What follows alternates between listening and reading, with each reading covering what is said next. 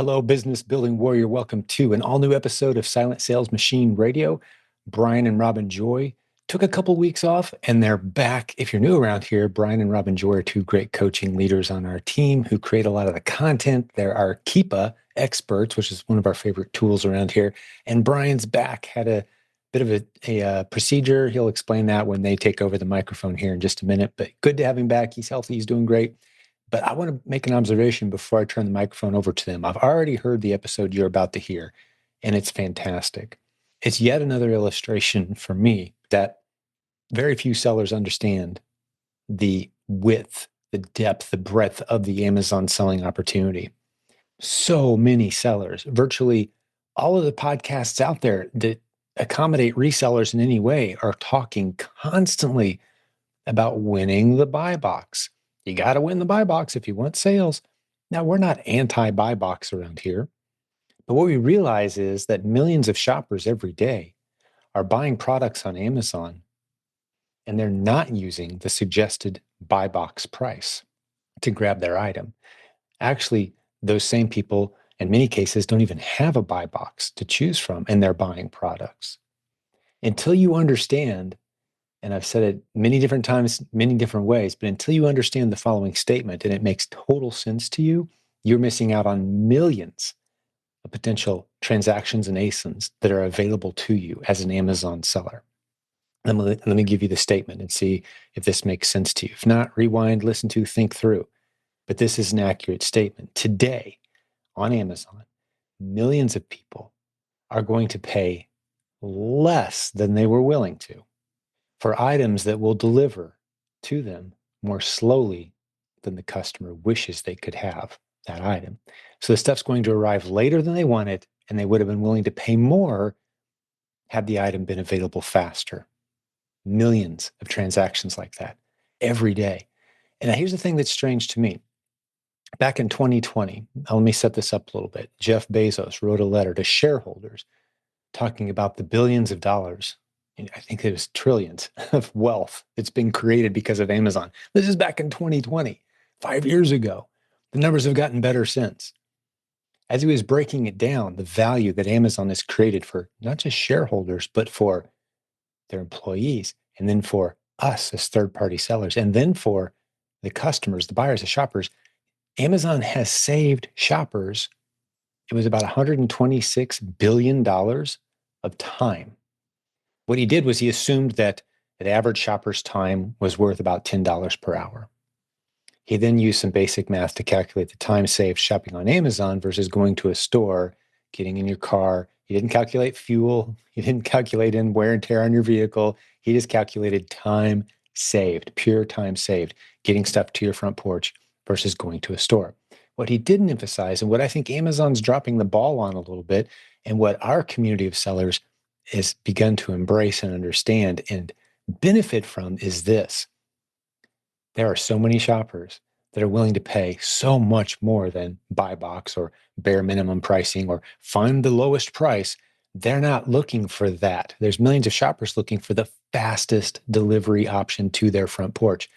Brian and Robin Joy pointed out, I've pointed out many times, I pointed out on today's episode, Amazon does not give you an easy way to see which of the multiple sellers available to you on any given product have it available the fastest. You can't sort by date. You can't sort by delivery speed. Isn't that silly? Shouldn't they do that? I would think it would make sense.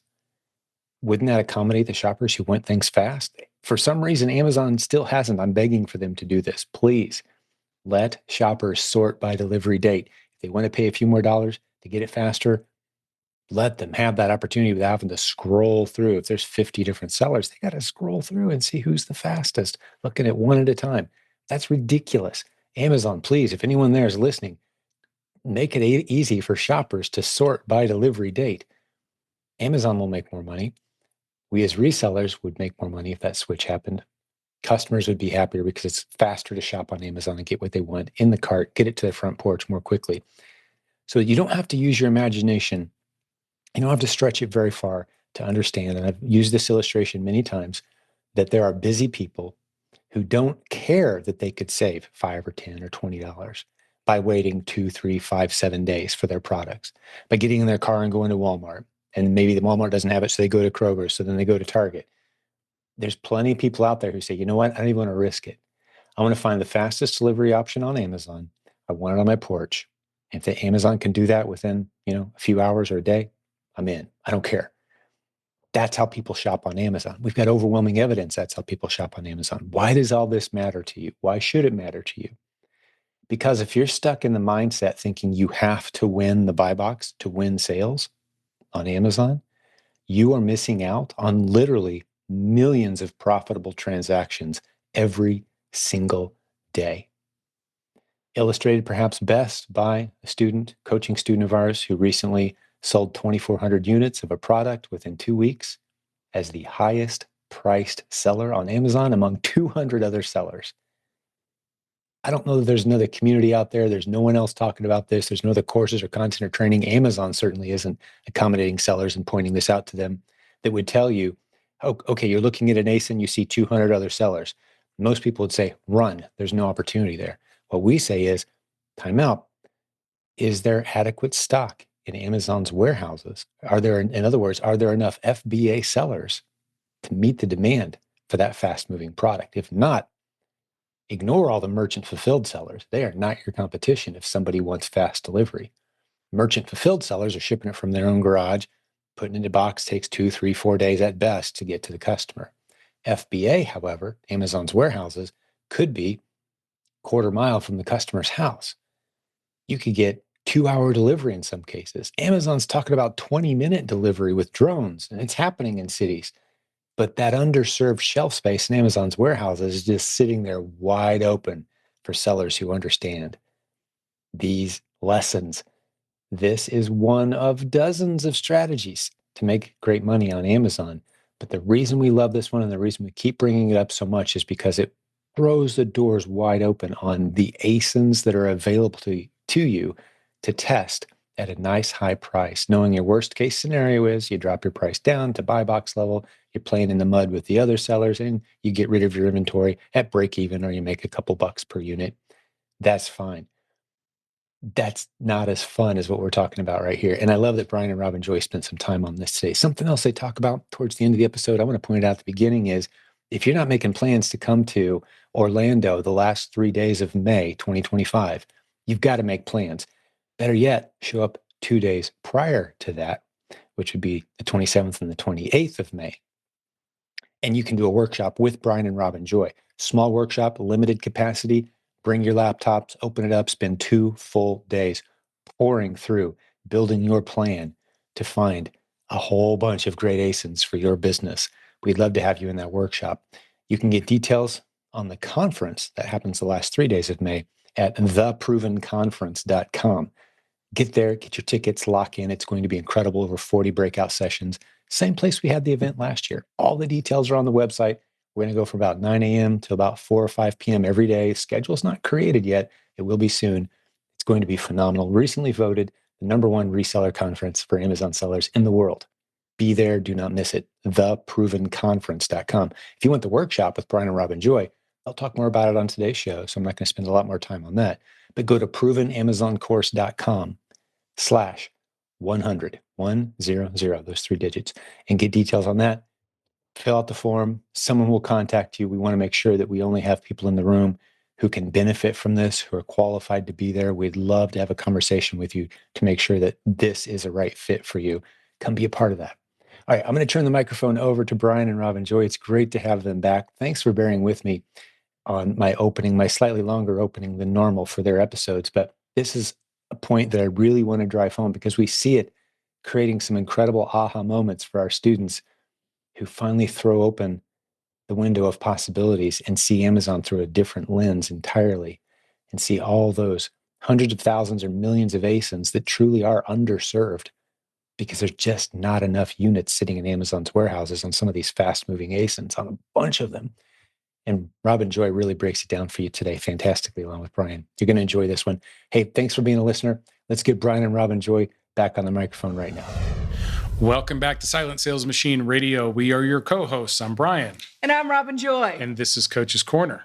Hey, everybody. Nice to see you again. We were off for a couple of weeks because Mr. had a couple of discs replaced in his neck. How you doing, Brian? I'm doing good. Yeah. I'm doing How good. about that shower singing career you were talking about? Shower singing career is on hold temporarily. Yeah, because it was so good before. Yeah. Well, it's good to me. That's all that matters. Oh, that's all right? that matters. I That's really right. just sing for my self-entertainment anyway. Yeah, But you're doing pretty well. a little swelling in the neck, messed up the vocal cords, which is no. yeah, but it'll all come back to normal and I'll be back on the top 40 radio before you know Oh it. yeah, sure you will. What did you ask the doctor? Will I be able to have a hit record when I get done? Yeah. Well, Good, because I didn't before. yeah. No, I didn't think I forgot all about that question. So am I going to be able to sing amazingly now? Yeah. Is that how that goes? I don't Yes. know. Could you sing amazingly before? Right. It definitely wasn't amazingly singing before, but at least it was fun. So Yeah. doing a little bit Yeah. of that. Thanks for asking. I'm almost back to 100%. So Wonderful. feeling pretty good. We live in an amazing age. We do. Just real quick, 20 some, 25, 30 years ago, Oh yeah. one of my mom had a couple of discs fused in her neck. And I remember this long recovery It process was horrible for that her. she had. And I'll just say I'm mid 50s. Yeah. Okay. But I've had this neck problem for a couple of Or so. decades. And I thought, I'm just going to have to live with this for the rest of Yeah. my life. And then finally it got bad enough that I went seeking some treatment, and lo and behold, I know. they're just oh yeah, we'll just replace these 2 discs in your neck. It is amazing. Yeah. And it's outpatient, by the way. You'll go yeah. home the same day Yeah. and Same you with have a my hip 4-week surgery. recovery. They And replaced my hip, outpatient. Total. I'm so glad I did that. This is the age in which we live, Uh-huh. right? So think about this, though. This is also the age where, what's the statistic? Help me out, Brian. How much online business is being done? It's the fastest growing industry. Yeah, so 20% of all sales are happening online. Yeah. Retail sales are happening online. And Amazon has half of that. Half of that is Amazon. So it is, again, amazing to me that we can wake up in the morning, go to an office in our home, to a computer, and make money and not have to have a boss. It's amazing to me. Totally off script moment. Okay, Yeah. we're going to go off script on this because we talk a lot about selling above the buy box. Mm-hmm. And we talk a lot about the scenarios in which people would be interested in paying more Mm-hmm.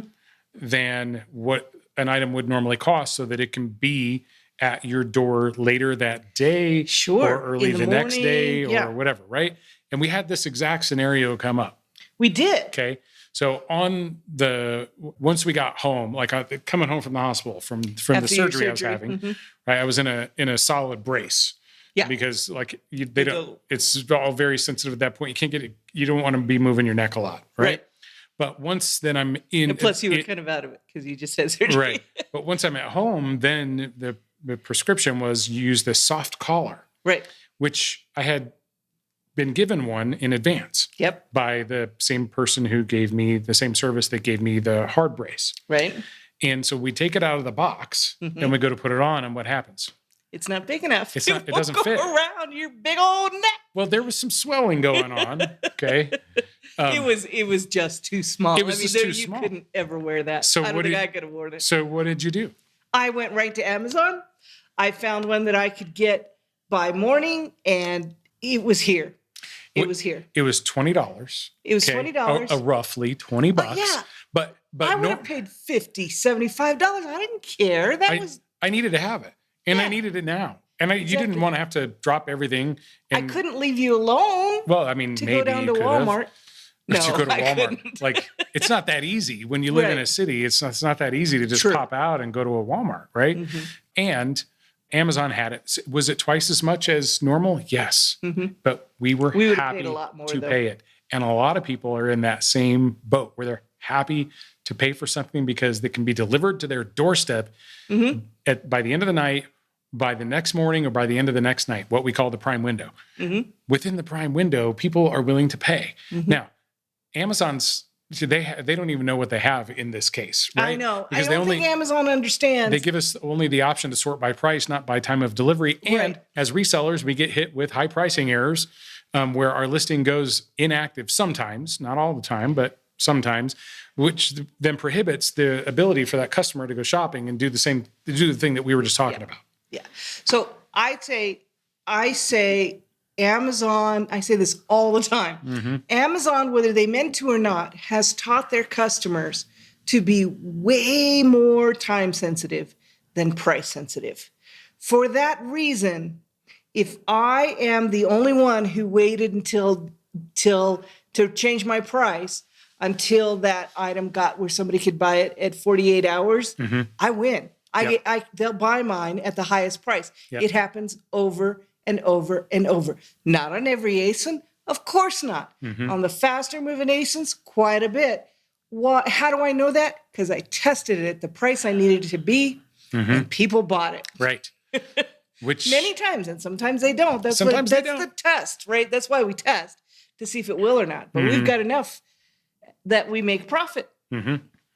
Well, and it got us talking about the main concept of today's episode, which is about redefining winning when you're selling on Amazon. Because I think a lot of people, especially outside of this community, they define winning by what? By getting the buy box. By getting the buy box. Get the buy box. Get the buy box. I'm winning because I have the buy box. Right. Right? Right. I'm winning the buy box. We hear that all the time. Actually, they say win the buy box. Yes. Yes. And really, I don't really care. Most of the time, we don't care if we're winning the buy box. I don't care if I'm in the buy box or not. I don't care if I get a profit or not. Yeah. Yeah. If I'm in the buy box and I'm not getting a profit, it's not worth it to me. It's not really winning. I'm not keep selling that. It's not. Yeah, I'm not winning. You feel good in the moment, and then when you go and reconcile your books later, you're like, wait a second, that doesn't feel like a win. Yeah. Now, that's not to say that winning the buy box more often than not is not a good strategy. Just to say you don't have to chase that buy box. Right, and there are plenty of ASINs out there where winning the buy box still makes you profit. Yeah, absolutely. So you obviously want to do that. You will sell probably usually a lot more items when you're in that buy box zone. And there is a zone there because Amazon will show inventory that is more closely available to the person who's shopping. And you'll see a difference in that buy box price, what we call the regional buy box. Right. A different seller will have the buy box in different areas of the country. Yeah. And their price will be the price that is presented to the buyer. So just because that's what you see, that doesn't mean that's what everybody sees as a buy box. So that's how come it works.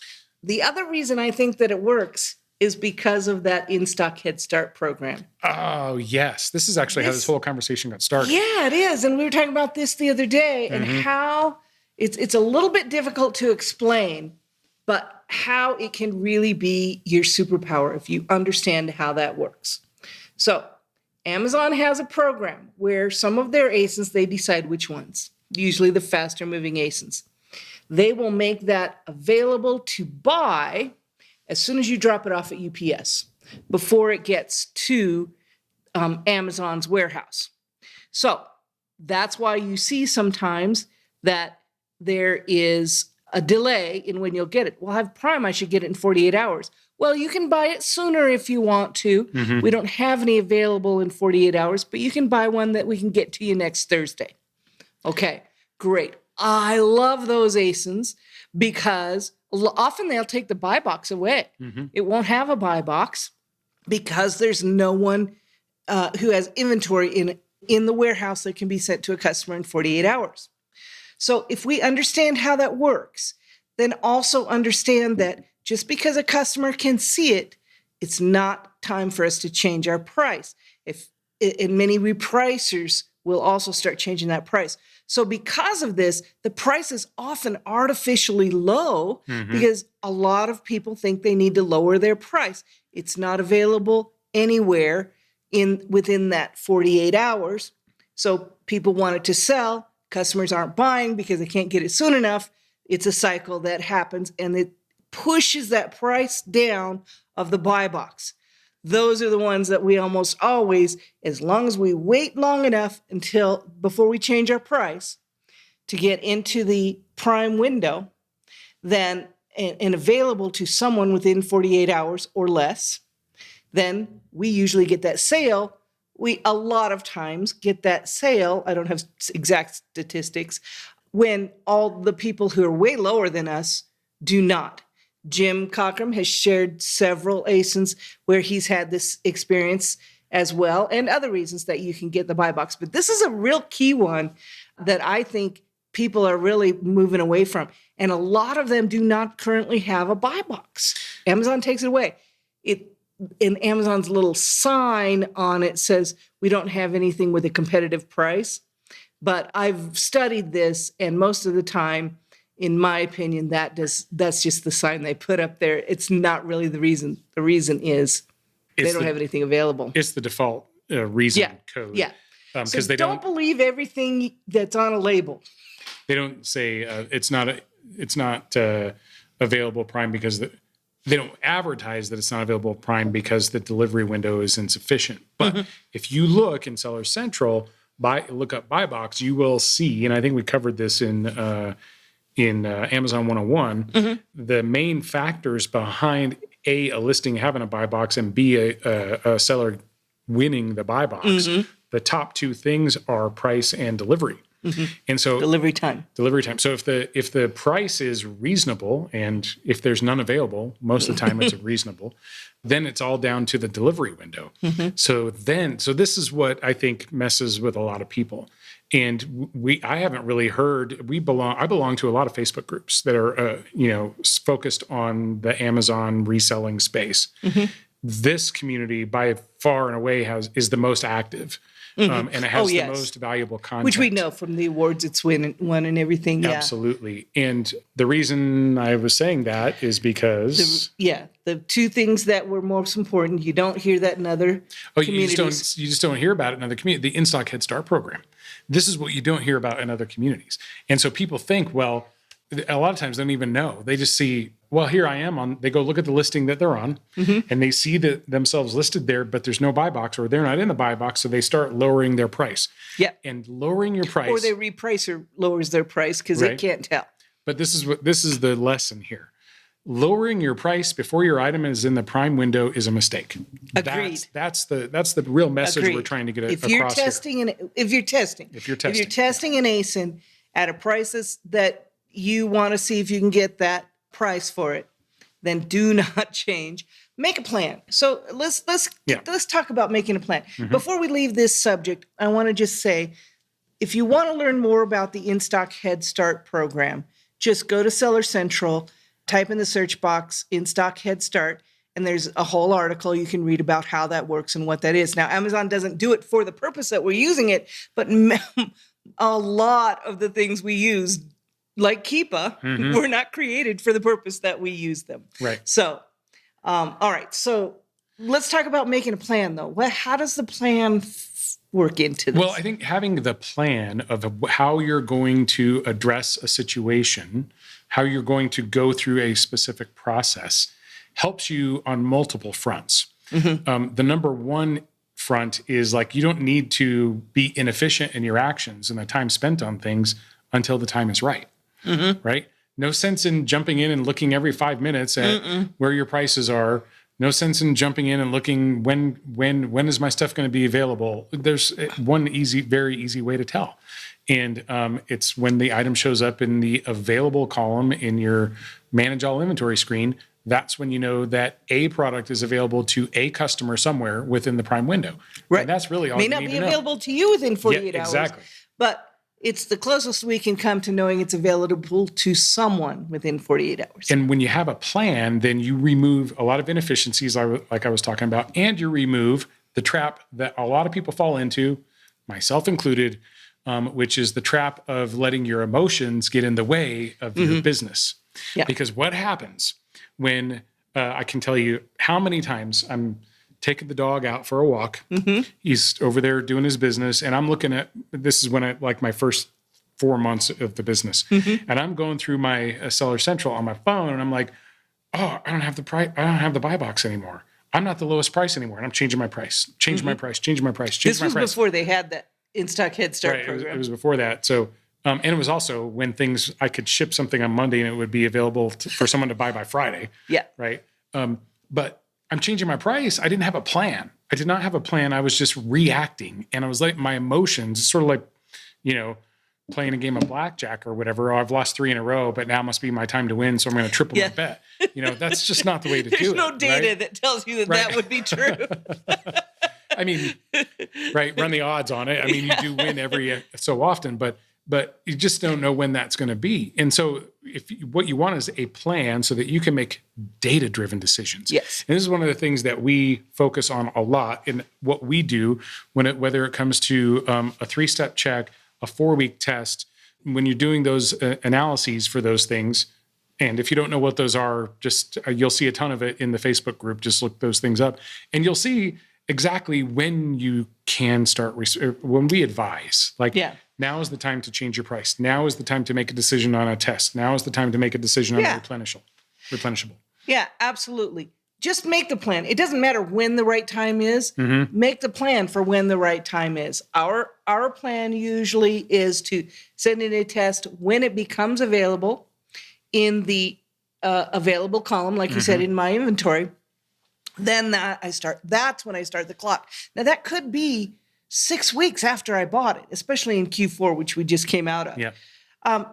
Amazon is growing really, really fast. E-commerce is growing really, really fast. These times, the receiving times get slow, and then they hire some people and get some people trained, build some more warehouses, and it gets a little faster, then it gets slow again. Don't let that change your plan. It becomes available when it becomes available, and it's worth changing the price when it's worth changing the price. For us, again, I was going to say, once it's available, we start the clock and we change our price. We lower our price once a week until it sells for 4 weeks. If not, we go down to the buy box or break even or whatever we need to do to get rid of it and put our money in another test. Mm-hmm. If it does sell, then we go and replenish it. It's pretty simple. If you make that plan for yourself, when are you going to change your price? When are you going to start your clock? What does passing the test mean? Mm-hmm. Stick with the plan. Whatever your plan is, don't get excited or nervous because it's been too long. It takes time. Yeah. It does take time. And the people who get paid wait the time. Well, and we hear this a lot from newer coaching clients that we're working with. They're like, okay, it's tough in the beginning. Well, so I've been doing this for 6 weeks and I haven't gotten paid yet, right? And then we have to explain, and I'm in a good way, all the logistics around why it's been 6 weeks. Yeah, it may not even be available in the Prime window yet. There's a possibility there isn't available. Actually, I had this exact challenge with a coaching client this week already, where they sent in some items in early December. Okay. They were part of the In-Stock Head Start program. They sold, bang, bang, super fast. Okay. Happens a lot. That's great. And they bought 2 as their test. They went and bought 5 more. Okay. Send them in like a week later. All 5 sold, like as soon as UPS picked it up. Right. Yeah. So now they've theoretically sold 7 items. Yep. But what happened was Amazon actually didn't have that inventory in hand yet. So all those orders are still pending. That will happen. Yes. Yeah. Until Amazon can put their hands on the product and actually ship it to the customer. And just a quick reminder on how this works. When Amazon ships it to the customer, then you get 50% of your proceeds. Then about 8 in your next payout. In your next payout, right. They disperse it to your account. Then about 8 days after the item was delivered to the customer, they'll release the remaining 50% to your account balance. And then some of that may still be being held for reserve and such. But, and so the question that I got, which we like to do questions on here, right, was like, should I go buy more of these? Yeah. Well, my answer was, I would love to be able to tell you to go ahead and go buy more. However, this is a newer person. Okay. All right. And it was the very first thing that they actually sold on Amazon. And none of the items had actually been shipped or delivered to a customer yet. So what I advise is that wait for the items to get delivered and you did not get some refunds to make sure that you didn't accidentally missource the item. Right? Yeah, or mispackage it, misprep it. Yeah. That can be important when you're very first starting because you don't have a balance. You only have one ASIN in there. Yep. And so you have no balance. If something happens, your percentage of mistakes is high, right? And you haven't finished the test and you haven't finished that successful transaction for Amazon to see until you go through the refund period and make sure it's not. So the cycle's a little bit longer than people think it stops at a sale. Not necessarily. However, just to be, fair, if they had several ASINs going all the time and they had sent several shipments, they had some replens, I would say replenish at that point. Yep. But yeah, I understand when it's brand new. So think about it. If you're feeling like you're being held back because you're brand new, there's a reason for that. We want you to be successful, and we don't want you to send, 20 of something in because it looks good on paper and then none of them sell and then you're discouraged. Like, I wouldn't do that. I wouldn't sell 20. I wouldn't send 20 of anything at a time, even now. But a lot of people do. We do on some things that we know, There are exceptions, sell a lot, yes, but not for a test, for sure. Not for a test. And certainly not for my first one or two replenishments normally. There are are exceptions, but normally that's not going to be the case. Well, so the point is, have a plan and work your plan. Don't let it be an emotional decision. If you know ahead of time what you're going to do, it'll be a whole lot easier to do that when the time comes and in spite of whatever else happens. Because keep in mind here that what we're doing with our Amazon businesses is not we're doing this for 4 weeks and then we're going to get rich and be done with this. No. This is a long-term consideration. It's a long-term investment by us, as business owners. We're in this. Basically, what I'm trying to get at is this is not a finite, necessarily a finite game that we're playing with Amazon. It's an infinite game. And so we were doing several sports analogies when we were having this conversation earlier this week. And it just kind of reminds me, of course, I'm a Broncos fan. I think Robin would consider herself a Broncos fan as well. I think she would, yes. And we had a very terrible outing the first time we got back to the playoffs. We did get back in the playoffs. But I mean, at least we got back to the playoffs, which is great. But then step one, get in the playoffs. young team got out, worked on the field, and eventually turned into. I don't think the game was as bad as the score showed, but certainly wasn't a good outcome for the Broncos. But if you had any doubt or any question that the Broncos coaching staff didn't have a game plan going in, I think you'd be mistaken. And they had a plan for how they were going to respond to certain things. Here's what we do if we get up early in the game. Here's what we do if it's a close game. Here's what we do if we're getting blown out. Or here's what we do if we're behind by 3 or by 7, right? Or here's what we do when we get the ball with 4 minutes to go. Right? Here's what we do when we're inside our own 5-yard line. They've got a plan. So there's no emotional reaction to, oh yeah, you made a great punt. Great. I'm going to throw a Hail Mary and now I'm going to win the game. Yeah. Right. It's just, you can't win the game in one play. So they also have a playbook that creates that plan. Yeah. So, coaching is very important in sports. I think it's very important in business as well. The Jim Cockram coaching program where we're coaches, I think is the best I've ever seen. But to help you build a plan is very, very important. We have a workshop where we help build a plan too. We're going to do a 2-day live workshop just before the Proven Conference in Orlando. Yep. You can find more about that at provenamazoncourse.com/100 if you're interested in that. But we feel it's very important for a person to make a plan and work their plan. We also feel like it's very important to be able to have contingencies, make adjustments. If you just have a plan and you go away and you don't have a coach, then you have to do that on your own. If you have a coach, they can help you say, okay, when these things happen, I've seen people have success if they do this or that. This seems like it's a good idea, but here's what can happen.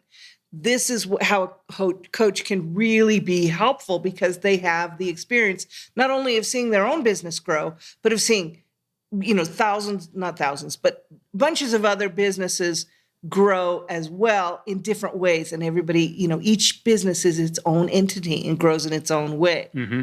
So I think coaching is very important for the Broncos and for business. Yeah. Yeah.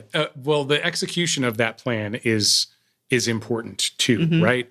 Identifying what you need to do and chunking it down into a plan that will allow you to be successful when you're executing Yep. is important. And I want to turn back to a conversation we were having briefly before we started this record button tonight. And it was around I'm just going to do as much as I can do. So we work with coaching clients all the time. They're like, Yeah. well, tell me which how many days. ASINs are you gonna look at today? Yeah. Yeah. Which days are you gonna source? Go ahead. Sorry, I interrupted. Which days are you going to source? Great. How many hours each day? And what are you going to do on those days? How many ASINs are you going to look at? How many how many tests are you going to find? How many replens are you going to send in? How many, As many as I can. And that's the answer we hear a lot. As many as I can. It's not a wrong answer. Yeah. However, I think there's a better answer. Yes. What is that better answer? Make a plan and do as many as you planned to do. Yeah. My plan is to look at 500 ASINs this week. Okay, how many do you need to look at today? 100. All right, then go look at 100 ASINs. Couple of reasons for that. One, you have a plan and you keep going until you finish that step. But you also know when you're done for that day. You can't just go forever just because there might be some more. You're just going to get worn out and burned out. You know when you can get a fist bump from your partner or your wife or whatever because you got it. You got that part of it done. It's not like I did my 100 ASINs today. You're not going to win the game when you're looking at 100 ASINs, but you're going to get 100 ASINs done. And all these little tasks, looking at the ASINs, looking at your feedbacks, looking for your lost damaged inventory, sourcing, doing all the things, all of those are part of your game plan. And you have to execute all of them in order to get success rolling in for you. Just going back to the Broncos, the same thing. They have to run several different kinds of plays to get down the field. They can't just run the same play every time because the defense is going to wake up to that pretty quickly. We hear this a lot. Oh, they got to run the ball. They got to be able to run the ball. Yeah. Well, there's 100 different ways to run the ball. Exactly. So have a plan in the ways that you're running the ball. Have a plan in the ways when that do you're you run it this way? Faking the ball. Have a plan for your special teams. Have a plan for your defense. And it's depth, right? There's a lot of texture within those things. Right. The point I was trying to make, though, is, 5 yards, 5 yards, 5 yards gets you first downs, and you can get down the field. You do not have to throw it from the 1 yard line into the end zone.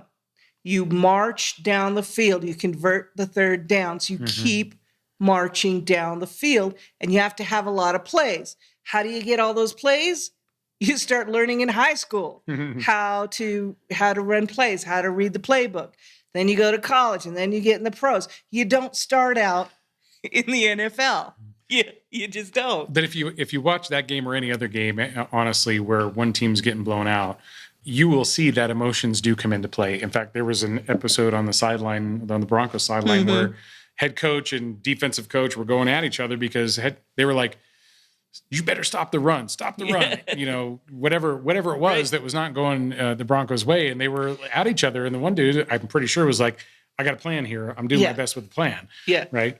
Well, and I think there's a place for emotion too, because if I'm black and white about the whole thing and vanilla and I don't care, oh, well, it's the plan and I'm not excited about it. That's not going to work either. You got to fire up those players, get them out there, get them moving. And if your business doesn't have some of that, it's going to be tough to push the envelope and keep moving forward. But incremental progress is the best progress, in my opinion. So just to circle back to where we started here, we were talking about defining or redefining winning. Yeah. Here, and this is a great example where we're talking about look at your 100 ASINs. When you complete that task, that's a win, right? Looking at 100 ASINs doesn't necessarily have to have the outcome if I find 5 tests in those 100.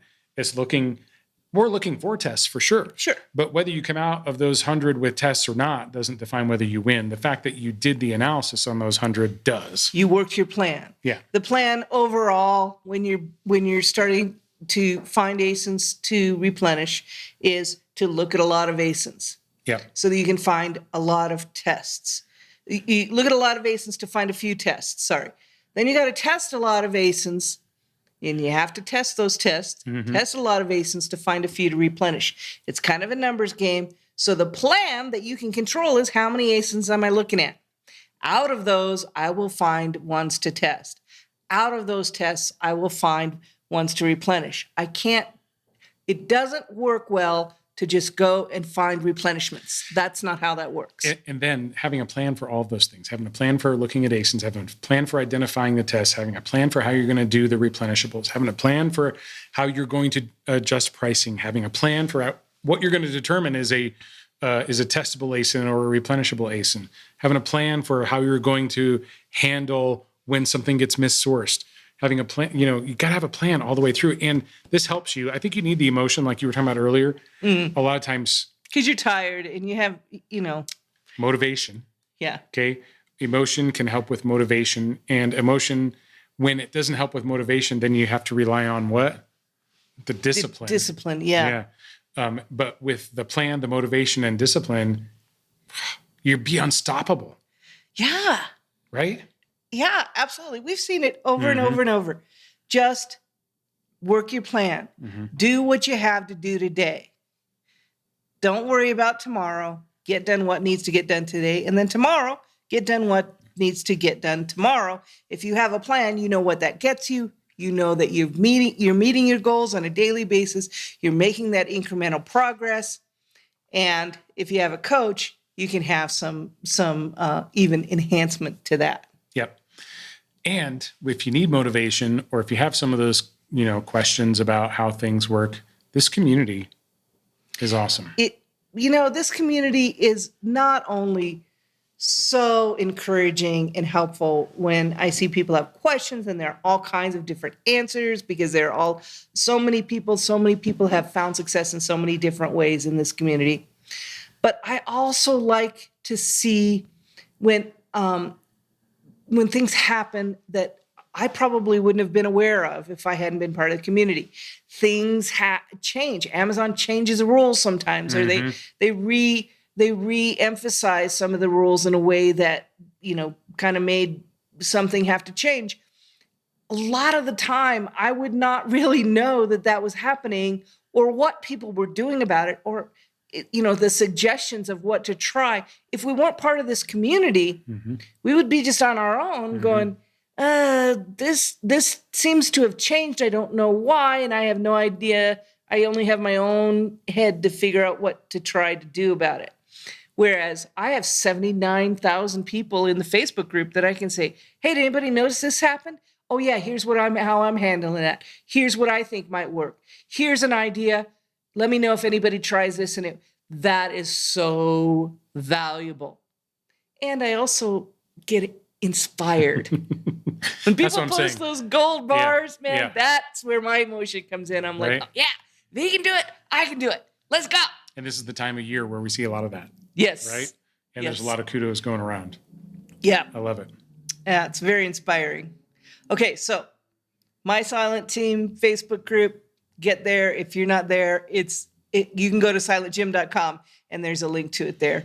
And if one of the tasks in your plan was listening to the podcast, give yourself a high five. That's right. You met that goal. We're about to wrap this up. Do you have a quote for us today? I have it's a quote. It's a very loose quote. Not necessarily quoted somebody. I can't quote somebody because I think it's a bit ubiquitous. A saying? Would you call it a saying? A saying. I've seen it on merch. I've seen it posted in things. It's probably on one of those success posters that goes, right, hey, the trite ones. So I apologize. I got a lot, but I felt this one was relevant for this episode. Okay. Success is 1% luck, 1% talent, and 98% never giving up. Never giving up. Yeah. So persistence. Yeah.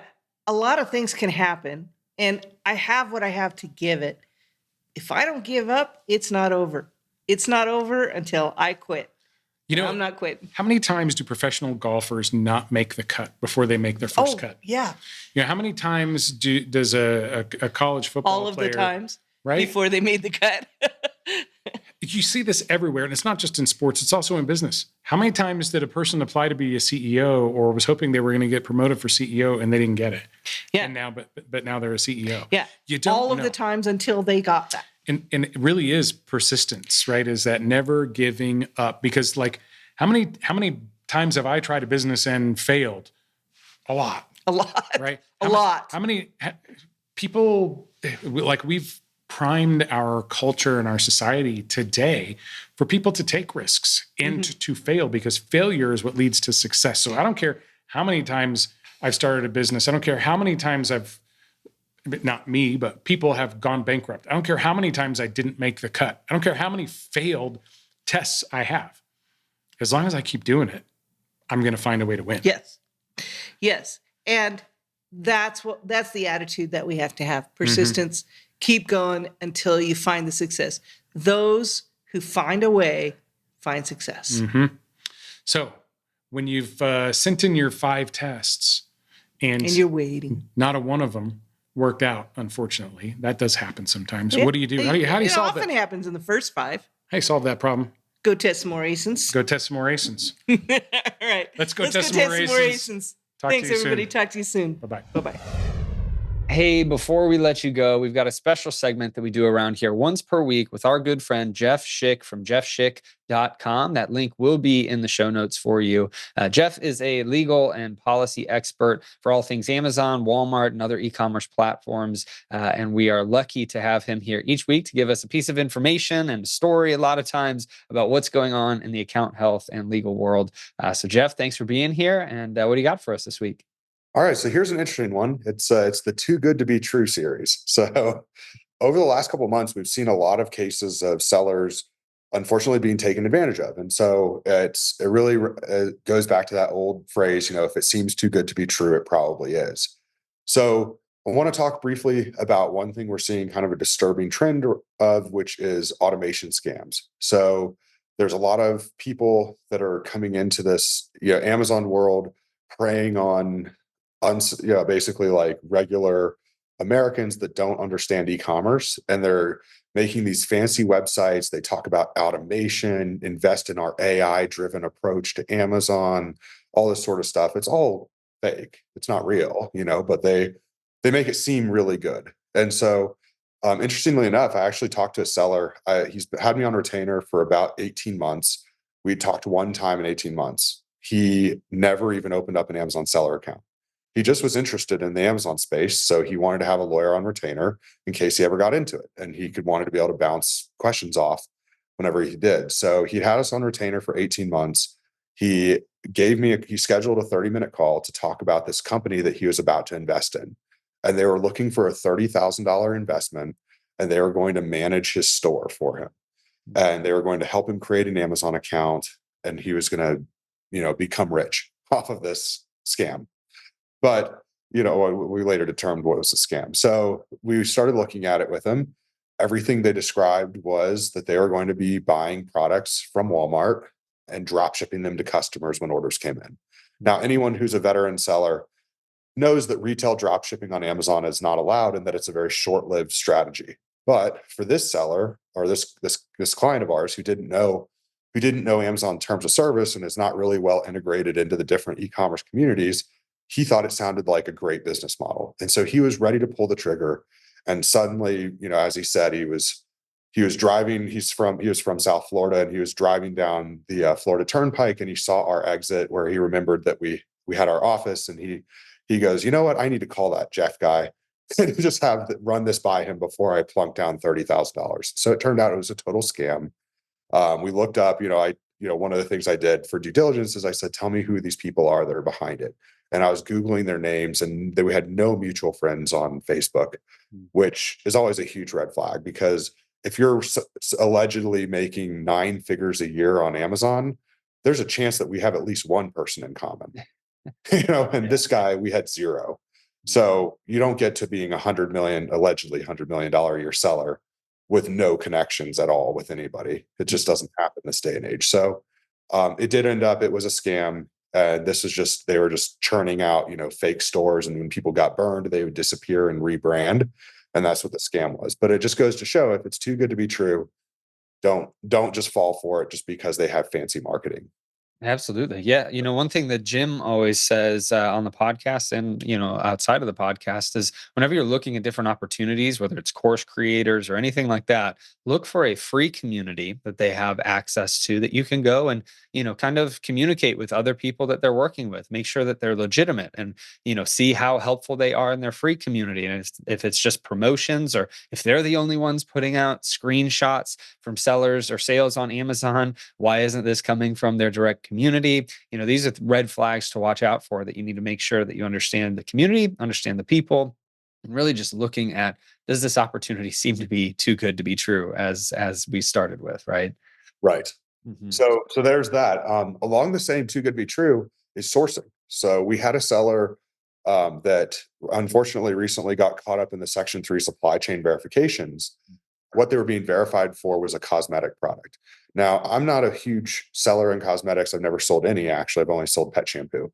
So I don't know anything about the cosmetic space. But Leah on our team knows a ton about cosmetics, both as a personal consumer of them and as a seller of them.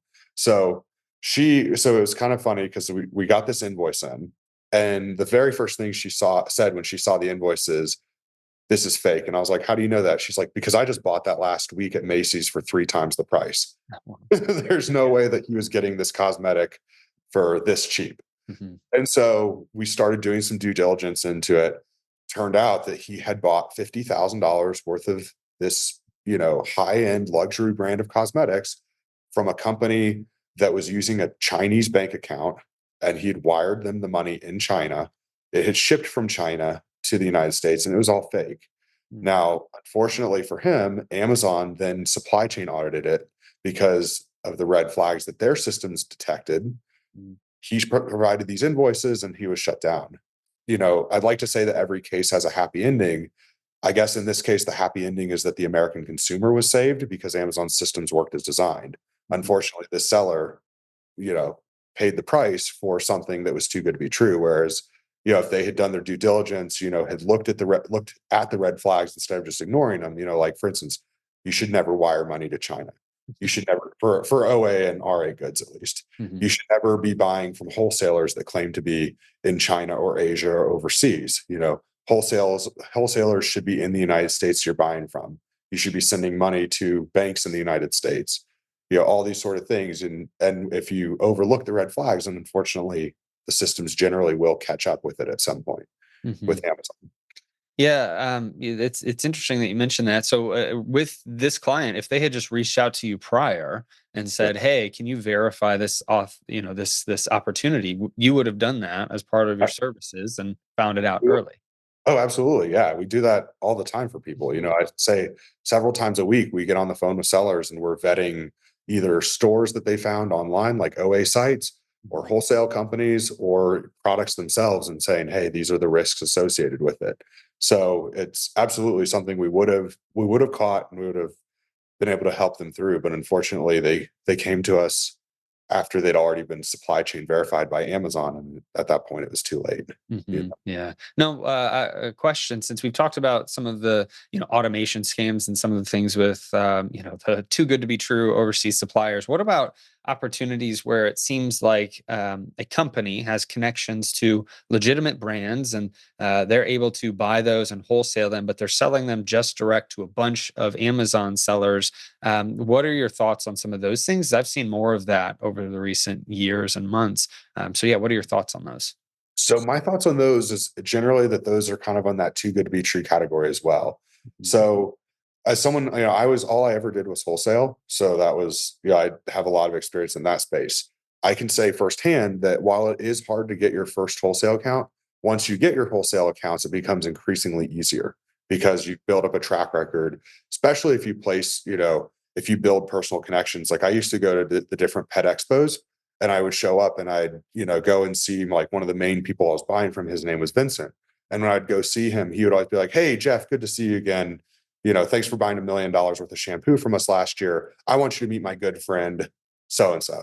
Mm. And then they'd take me to the next booth, for a competitor of theirs. And he'd be like, "Jeff has, been selling our stuff on Amazon. He can sell your stuff too." And then lo and behold, that's how you start building up those connections. Mhm.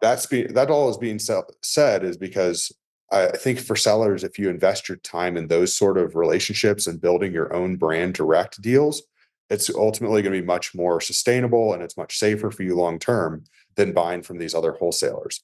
The reason being too is that, like, for instance, when you're buying from any of these wholesalers that are other sellers, they've already picked through all the good stuff. So they're generally not going to be selling you the flagship ASINs. They're going to sell you whatever doesn't sell well because they have their own seller accounts that they're selling the good stuff on. So you're already at a disadvantage there. Mm-hmm. The second thing about it is that they, I'd say 97% of the time, they don't have manufacturer authorization to resell these goods. So they're buying them on the gray market, maybe they're buying it from a legitimate distributor or from the brand direct, but they don't have authority to be reselling to sellers. So now we've got an issue there that comes up. And a lot of them don't want to provide their invoices. Now, here's the problem. If you get supply chain verified and you're buying from, say you're buying from me, like I used to sell, our company was called Pet Shampoo World, and we used to have a seller that would buy from us on our website. She was an OA seller, and she would place orders every week on our website to buy pet shampoo. And then she was reselling it on Amazon. Well, if she had gotten supply chain verified by Amazon, they wouldn't have known who Pet Shampoo World was, because they would have just been like, well, that's just some random website created by some dude in Georgia. Like that's all all they're going to know at the time. So they wouldn't have passed it as a verifiable source. And so she would have come to me and said, hey, I need your supplier's invoice. Well, I never communicated with her saying that she could buy stuff from me. She was just found me, I guess, on TA and was buying from my site. Mm-hmm. I don't know that I would have given her an unredacted invoice from my lead supplier that had all my pricing and account information on it and promotion information on it, just because she was having an issue with Amazon. Mm-hmm. And that's the same logic that a lot of these wholesale companies employ as well, where they're like, we're not going to give you our invoice because we don't want you to have that proprietary information. So then sellers are left, with Amazon saying you bought from a bad source, and they have no way to prove it going forward that it wasn't bad. Yeah. So I guess one of the red flags would be, you can buy wholesale from legitimate distributors, but if that distributor is advertising that, hey, we sell to Amazon sellers, then that could be a red flag. It's not 100%, but I assume it's a high likelihood. It is a high likelihood. In fact, like I tell people, like ASD is probably the worst show to go to now because Okay. it's just a complete pay to play scheme. Okay. So like all the speakers that are up on stage have all paid money to be there. So they're not, like if they're talking about this is what, to look for in a wholesale company, but they've paid $15,000 to be up there and they run a wholesale company, Mm-hmm. like how useful is that information? Probably not very useful. It's very biased. And similarly, like anyone that buys floor space to put a booth in can have a booth. So you have all these basically fake wholesalers showing up saying we're wholesalers, we buy direct from the brand, and making it seem like they are brand authorized to be doing what they're doing, and they're really not. And so, Wow.